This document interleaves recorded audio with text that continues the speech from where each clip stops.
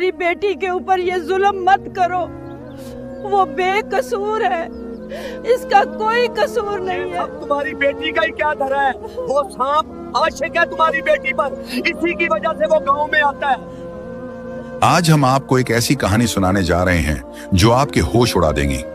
एक बूढ़ी औरत की जवान बेटी पर एक सांप आशिक हो गया, जिसके लिए वह गांव में आया। और फिर देखें कैसे वह विधवा औरत की बेटी को दुल्हन बनाकर अपने साथ ले गया। ऐसी रूह को ढंढोर देने वाली कहानी जो आपको हिला देगी। एक छोटे से गांव में एक बीवा बूढ़ी अम्मा रहती थी। उनकी एक ही जवान बेटी थी जिसका नाम फातिमा था। दोनों माँ बाप अपने पुराने मगर प्यार भरे छोटे से घर में जिंदगी बसर कर रही थीं। बूढ़ी अम्मा जड़ी बूटियां जमा करके उनसे दवाएं बनाती और यही उनका गुजर बसर था। गांव के लोग उनकी दवाइयों को शिफा समझते और उनकी इज्जत करते थे। एक रोज फातिमा घड़े में पानी भरने के लिए कुएं पर गई। गांव की औरतें अक्सर वहां जमा होती, मगर उस दिन कुआं बिल्कुल सुनसान था। फातिमा ने घड़ा नीचे डाला और पानी खींचने लगी। अभी उसने घड़ा भर ही लिया था कि अचानक करीब की झाड़ियों से कोई सरसराहट सुनाई दी। फातिमा ने चौंक कर पीछे पलट कर देखा तो एक खौफनाक मंजर उसके सामने था। एक बहुत बड़ा सांप आहिस्ता आहिस्ता उसकी तरफ रेंग रहा था। उसकी लाल आंखें शोलों की तरह दहक रही थीं। फातिमा के हाथ से घड़ा छूट गया और वो घबराकर उल्टे कदमों भागी। सांप ने एक लम्हे को उसकी तरफ देखा और फिर अचानक घनी झाड़ियों में गायब हो गया। फातिमा हांफती कांपती घर पहुंची। बूढ़ी अम्मा ने अपनी बेटी को इस हाल में देखा तो घबराकर पूछने लगी, क्या हुआ बेटी, क्यों इस कदर परेशान हो? फातिमा हिचकिचाते हुए बोली, अम्मी, मैं कुएं पर पानी भर रही थी कि अचानक एक बहुत बड़ा सांप मेरे सामने आ गया। वो मुझे अपनी लाल आंखों से घूर रहा था। बूढ़ी अम्मा ने उसे करीब बैठाकर तसल्ली दी, फिक्र मत कर बेटी, शायद कहीं झाड़ियों से निकलकर कुएं की तरफ आ गया हो, ऐसा कभी कभी हो जाता है। अगले रोज बूढ़ी अम्मा ने फातिमा को जड़ी बूटियां चुनने के लिए खेतों की तरफ भेजा। फातिमा सब्ज घास और पौधों के दरमियान झुक झुक कर जड़ी बूटियां तोड़ रही थी कि अचानक फिर वही सरसराने की आवाज उसके कानों में पड़ी। उसने पलट कर देखा तो सामने वही सांप खड़ा था, वही दहकती लाल आंखें, और इस बार जैसे वो मुस्कुरा रहा हो। फातिमा के हाथ से जड़ी बूटियों की टोकरी गिर गई और वो बदहवासी में उल्टे कदमों भाग खड़ी हुई। घर पहुंचते ही उसने बूढ़ी अम्मा को सारी बात बताई। अम्मा की आंखों में फिक्र की परछाइयां तैर गईं। वो बेटी को दिलासा देती रहीं, मगर अंदर ही अंदर वो भी बेचैन थी। उन्होंने सोचा, ये कोई आम सांप नहीं हो सकता। अगले चंद दिनों में बूढ़ी अम्मा ने गांव के कई लोगों से बात की, मगर सबने कहा, हमने तो गांव में कभी कोई ऐसा सांप नहीं देखा। ये जवाब अम्मा के दिल को और ज्यादा डुबोने लगा। दूसरी तरफ फातिमा का हाल बुरा था। वो जहाँ भी जाती वही सांप किसी न किसी तरह उसके सामने आ जाता। वो खौफ ज़दा रहने लगी। नींद और चैन उसकी जिंदगी से जैसे रूठ गए थे। एक रात का वक्त था। फातिमा अपने कमरे में मिट्टी की चारपाई पर सो रही थी। बाहर हवा की साएं साएं थी। अचानक उसने महसूस किया कि जैसे कोई उसके कान के करीब सरसरा रहा हो।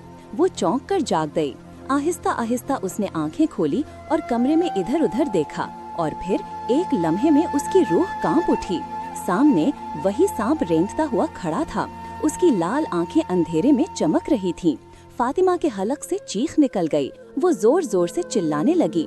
कुछ ही देर में बूढ़ी अम्मा उसके कमरे में दौड़ती हुई आई। क्या हुआ बेटी, क्यों चीख रही हो? फातिमा ने कांपते हुए हाथ कमरे की तरफ बढ़ाया। अम्मा, वो सांप वो फिर मेरे कमरे में आ गया था।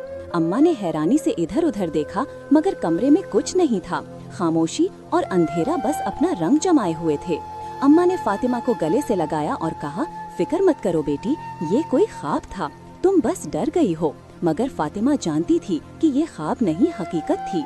वो सांप हर जगह उसका पीछा कर रहा था और अब तो उसके कमरे तक पहुंच चुका था। अगले रोज जब फातिमा और उसकी माँ सहन में बैठी थी तो अचानक गांव की तरफ से जोरदार शोर की आवाजें आने लगी। दोनों घबराकर बाहर निकली तो आंखें हैरत से फटी की फटी रह गईं। एक बहुत बड़ा सांप गांव में दाखिल हो चुका था। लोग जान बचाकर इधर उधर भाग रहे थे। औरतों और बच्चों की चीख पुकार सुनाई दे रही थी। मगर हैरत अंगेज बात ये थी कि सांप ने किसी को नुकसान नहीं पहुंचाया। वो सीधा फातिमा के घर की तरफ आया और उसके गिर्द रेंगने लगा। ये मंजर देखकर गांव वाले दम बख रह गए। अब उन्हें यकीन हो गया कि वाकई ये सांप फातिमा के पीछे ही पड़ा है, जैसा कि अम्मा और फातिमा पहले से कहती आई थीं। मगर अब जबकि अपनी आंखों से सबने ये हकीकत देख ली तो उनके दिलों में खौफ और भी बढ़ गया। फातिमा अपने कमरे में दुबकी बैठी थी, उसका चेहरा जर्द पड़ चुका था, दिल खौफ से कांप रहा था। उधर गांव वाले चुपके चुपके अपनी झोंपड़ियों और घरों में छुप गए। लेकिन फिर ये मामला रोज का मामूल बन गया। हर रोज सांप आता, फातिमा के घर के गिर्द चक्कर लगाता, जैसे सिर्फ उसे देखने आया हो, और फिर चला जाता। ये कैफियत गांव वालों के लिए नाकाबिले बर्दाश्त थी। आखिरकार गांव के बड़े बुजुर्गों और मुअज्जिजीन ने झिरगा बिठाया। सारी बस्ती एक जगह जमा हुई। बूढ़ी अम्मा भी वहाँ बैठी थी। उनके चेहरे पर गहरी परेशानी और आंखों में बेबसी साफ दिखाई दे रही थी। एक शख्स खड़ा होकर बोला, अगर ये सांप इसी तरह आता रहा तो ना जाने कब हमारा नुकसान कर दे। खुदा न खास्ता हमारे बच्चों को दस ले तो हमें इसका कोई हल निकालना होगा। दूसरे आदमी ने कहा, ये सांप सिर्फ फातिमा के पीछे है, हमें चाहिए कि उसे फातिमा के हवाले कर दिया जाए। कम से कम एक की वजह से सारा गांव तो बच जाए। ये सुनते ही बूढ़ी अम्मा के आंसू बहने लगे। वो रोते हुए कहने लगी, खुदारा मेरी मासूम बेटी पर ऐसा जुल्म मत ढाए, उसने किसी का क्या बिगाड़ा है। मगर गांव वाले अपनी जान के खौफ में सब कुछ भूल बैठे थे। झिरगे ने फैसला कर दिया कि फातिमा को दुल्हन बनाकर सांप के हवाले कर दिया जाए। जब अम्मा घर लौटी और ये फैसला फातिमा को सुनाया तो बेचारी लड़की फूट फूट कर रोने लगी। अम्मा, मेरे साथ ऐसा ना होने दे, मैंने तो कुछ भी नहीं किया। मगर माँ बेबस थी। वो जानती थी कि झिरगे के फैसले के आगे कोई कुछ नहीं कर सकता। अगले रोज फातिमा को दुल्हन बनाकर गांव के खुले मैदान में बिठा दिया गया। गांव वाले दूर दूर छुपकर ये मंजर देखने लगे। हर कोई अपने दिल में डरा सहमा था। कुछ ही देर बाद जमीन हिलने लगी, दरख्तों के पत्ते सरसरा उठे और वहीं देव हैकल सांप नमोदार हुआ। वो फन फैलाए रेंगता हुआ सीधा फातिमा के पास आया। फातिमा ने खौफ से आंखें बंद कर लीं, मगर हैरत अंगेज तौर पर सांप ने उसे डसा नहीं। वो आहिस्ता आहिस्ता रुख मोड़कर जंगल की तरफ बढ़ने लगा, जैसे इशारा कर रहा हो कि फातिमा उसके साथ आए। और फिर सबके सामने फातिमा उठ खड़ी हुई। उसने किसी मुजाहमत के बगैर खामोशी से सांप का पीछा करना शुरू कर दिया। गांव वाले ये मंजर देखकर मुतमईन हो गए। वो कहने लगे, अब हमारी मुसीबत टल गई। लेकिन बूढ़ी अम्मा के दिल पर कयामत टूट रही थी। उनके आंसू रुकने का नाम नहीं ले रहे थे। उनके आंखों में माजी की परछाइयां उभर रही थी, जैसे कोई भेद उनके दिल में छुपा हो। मगर वो बार बार अपने जहन को झटक देती और सोचती, नहीं, इस मसले का हल मुझे खुद निकालना होगा। अगले रोज बूढ़ी अम्मा अपनी लाठी के सहारे धीरे धीरे चलती हुई उस सुनसान जगह की तरफ गई, जहाँ एक बुजुर्ग पीर बाबा रहते थे। गांव में उनके बारे में बहुत सुना गया था कि वो सांपों और परासरार मखलूकात के बारे में बड़े बड़े राज जानते हैं। आखिर वो बाबा जी के छोटे से कच्चे मकान तक पहुंची। थके कदमों और लरसते हाथों से उन्होंने दरवाजे पर दस्तक दी। कुछ लम्हे बाद दरवाजा चड़चड़ाता हुआ खोला और सामने एक नूरानी बुजुर्ग खड़े थे। बूढ़ी अम्मा ने कांपती आवाज में कहा, बाबा जी, मुझे अंदर आने की इजाजत दीजिए, मैं बहुत बड़ी मुसीबत में फंस गई हूँ। बाबा जी ने खामोशी से सिर हिलाया और उन्हें अंदर बुला लिया। फिर दोनों बाहर एक घने बरगद के पेड़ के नीचे आकर बैठ गए। पेड़ की ठंडी छांव में अम्मा के आंसू थम न सके। बाबा ने गहरी नजर से अम्मा को देखते हुए कहा, क्यों आई हो अम्मा, दिल का बोझ हल्का करो। बूढ़ी अम्मा फूट फूट कर रोने लगी और हिचकियों के बीच बोली, बाबा जी, एक खौफनाक सांप मेरी बेटी फातिमा के पीछे पड़ गया है। वो जहाँ भी जाती है उसका पीछा करता है। यहाँ तक कि गांव वालों ने उसे दुल्हन बनाकर उसी सांप के हवाले कर दिया। मेरी बेटी, मेरी इकलौती बेटी, वो उसके साथ जंगल में चली गई है। बाबा जी कुछ लम्हे चुपचाप उन्हें देखते रहे, फिर भारी आवाज में बोले, बेटी के पीछे सांप ऐसे ही नहीं लगता, कोई न कोई माजी है, कोई न कोई भेद छिपा है। अम्मा सोचो, क्या तुमने कभी ऐसा कुछ किया है जिसकी सजा आज तुम्हारी बेटी भुगत रही हो। ये सुनकर अम्मा के दिल पर घड़ों पानी पड़ गया। आंखों से आंसू बहने लगे और कांपती हुई आवाज में वो अपने दिल का राज खोलने लगी। बाबा जी, मैं जड़ी बूटियाँ चुनती हूँ और दवाइयाँ बनाती हूँ। एक रोज मैं गांव के करीब घने दरख्तों के पास जड़ी बूटियाँ चुन रही थी। तभी अचानक मेरी नजर एक बहुत बड़े सांप पर पड़ी। मैं सख्त खौफसदा हो गई। दिल में ये भी आया कि कहीं ये मेरी जड़ी बूटियों को नुकसान न पहुंचा दे। मैंने जल्दी में एक बड़ा डंडा उठाया और उस सांप पर वार कर दिया। लम्हों में वो तड़प तड़प कर मर गया। लेकिन जैसे ही मेरी नजर पास के दरख्त पर पड़ी तो वहाँ एक और सांप मौजूद था। उसकी आंखें लाल अंगारे की तरह दहक रही थीं और वो मुझे घूर रहा था। मेरा दिल दहल गया। मैं डरी डरी अपनी टोकरी उठाकर वहाँ से भाग निकली। मैंने सोचा कि बस एक सांप मार दिया, इसमें कौन सी बड़ी बात है। लेकिन बाबा जी, उसके कुछ ही दिनों बाद ये सब शुरू हो गया। पहले फातिमा को कुएं पर सांप दिखाई दिया, फिर खेतों में, फिर हमारे घर के आसपास और अब तो वो उसे अपने साथ जंगल में भी ले गया है। ये कहते कहते बूढ़ी अम्मा झाड़ों कटार रोने लगी। बाबा जी, मैं नहीं जानती अब मेरी बेटी के साथ क्या होगा। ये सब मेरी गलती का नतीजा है। बुजुर्ग ने संजीदगी से आंखें घुमाकर कहा, ये सांप कोई आम सांप नहीं, ये एक अच्छाधारी सांप है। इसका हुजूर, बुजुर्ग ने नर्म अंदाज में कहा। फिक्र उसकी शक्ल में अजीब सी लौ चमक उठी। फिर वो लम्हा आया जब सांप का वो बदन सिमटा, खाल खुलकर उतरने लगी और सामने एक नौजवान खड़ा हो गया। उसकी आंखें अंगारों की तरह जल रही थीं। वो हंसा, एक उदास कुठहरी मुस्कुराहट और सर्द लहजे में बोला, अब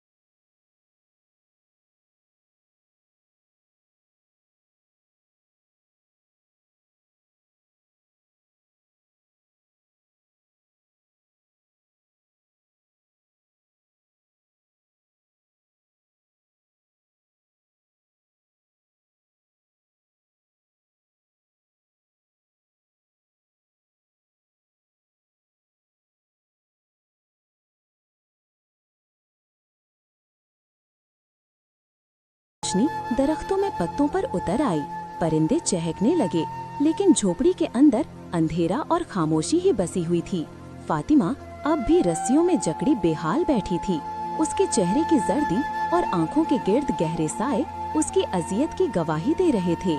भूख और प्यास ने उसका बुरा हाल कर रखा था। होंठ सूख गए।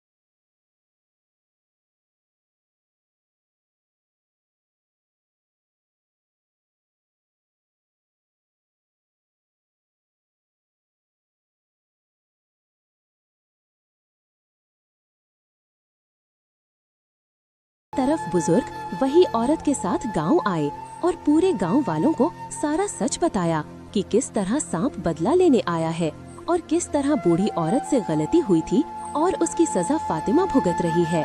ये सुनकर अक्सर लोग हैरत ज़दा रह गए। बुजुर्ग ने बताया कि जब भी किसी अच्छाधारी सांप का साथी मारा जाता है तो उसका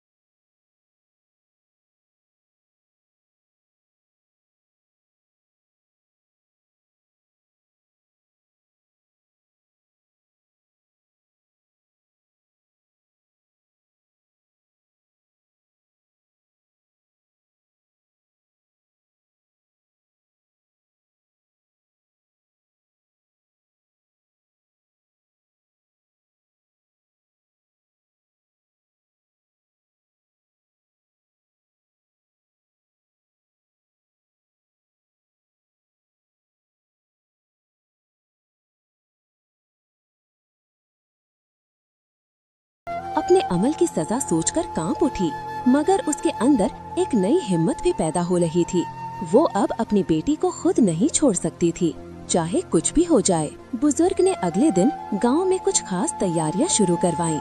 उन्होंने चंद अहले ईमान मर्दों को चुनकर उन्हें सांपों के रवैये, खामोशी से बैठने और ज़राअती हथियारों से कैसे बचाव करना है ये समझाया। साथ ही बुजुर्ग ने लगा, पहले हल्की सी लहर उठी, फिर भारी बुलबुले उठने लगे। लम्हों में पानी से धुआं सा निकलने लगा और फिर एक भयानक चीख के साथ वही सांप सामने जाहिर हुआ। उसकी आंखों में दहकते शोले थे और उसके फन की सरसराहट से जमीन हिल रही थी। सांप गिराया, बंद करो ये सब, तुम्हें मालूम भी है कि तुम क्या कर रहे हो? बुजुर्ग ने डंडा जमीन पर मारते हुए कहा, हमें फातिमा को वापस चाहिए, बताओ वो कहाँ है, वरना हम तुम्हें जिंदा नहीं छोड़ेंगे। सांप तड़पने लगा, उसके फन से चिंगारियां निकल रही थीं। वो दहाड़ते हुए बोला, वो जंगल में है, वो मेरी दुनिया में है, तुम उसे कभी नहीं पा सकोगे। ये कहकर सांप गुस्से से चीखने लगा। बाबा ने फौरन अपनी किताब से एक कागज का टुकड़ा फाड़ा, उस पर मंत्र पढ़ा और कुएं में फेंक दिया। लम्हों में कुएं के अंदर आग भड़क उठी, धुएं के गहरे बादल उठे, शोले लपके और देखते ही देखते वो सांप झुलस कर राख बन गया। गांव वाले पीछे हट गए, उनके चेहरों पर खौफ भी था और हैरत भी। हवा में बारूद और जलने की तेज बू फैली हुई थी। बुजुर्ग ने गहरी सांस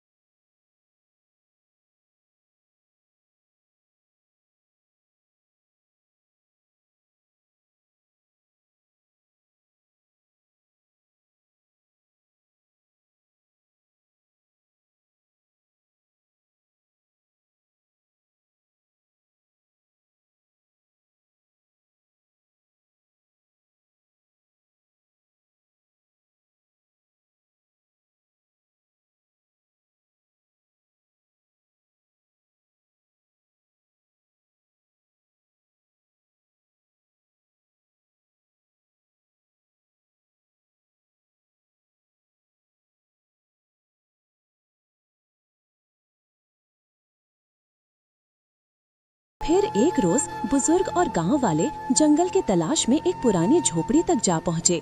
दरवाजा धकेला तो अंदर का मंजर देखकर सबके होश उड़ गए। जमीन पर फातिमा रस्सियों में जकड़ी बेहोश पड़ी थी। बूढ़ी अम्मा तड़प कर आगे बढ़ी, अपनी बेटी का सर गोद में रखा और कांपते हाथों से चेहरा सहलाने लगी। बुजुर्ग ने करीब रखे बर्तन से पानी के छींटे मारे। लम्हों में फातिमा ने आंखें खोल दी। सामने माँ को देखते ही वो जोर जोर से रोने लगी। अम्मा, आप आ गईं, आपने मुझे बचा लिया, मगर वो सांप मुझे नहीं छोड़ेगा, वो कहता है कि मुझे मार डालेगा। बूढ़ी अम्मा ने उसे सीने से लगाकर आंसू साफ किए और कांपती आवाज में कहा, बेटी डर मत, वो अब कभी वापस नहीं आएगा, हमने उसका खात्मा कर दिया है। बुजुर्ग ने अपने गले से एक ताबीज निकाला, फातिमा के हाथ पर बांधते हुए कहा, ये तुम्हारी हिफाजत करेगा, अगर कभी कोई और सांप करीब आने की कोशिश करे तो ये तुम्हें बचा लेगा, अब तुम बेफिक्र हो जाओ। यूं अम्मा अपनी बेटी को साथ लेकर गांव वापस लौट आई। गांव के कुछ लोग शर्मिंदा थे, जिन्होंने जिले में फातिमा को कुर्बान करने का फैसला दिया था, मगर फातिमा के दिल में कीना नहीं था। उसने सबको माफ कर दिया और अपनी माँ का हाथ थामे अपने छोटे से घर आ गई। जब उसे सारी हकीकत मालूम हुई तो दिल में दुख जरूर हुआ कि ये सब उस वक्त शुरू हुआ जब उस सांप की नागिन को मार दिया गया था, लेकिन शुक्र था कि अल्लाह ने उसे उस खौफनाक मुसीबत से निकाल लिया और एक नई जिंदगी दी। अगर आपको कहानी अच्छी लगी हो तो चैनल को सब्सक्राइब करें और कमेंट में अपनी राय जरूर दें कि कहानी कैसी लगी।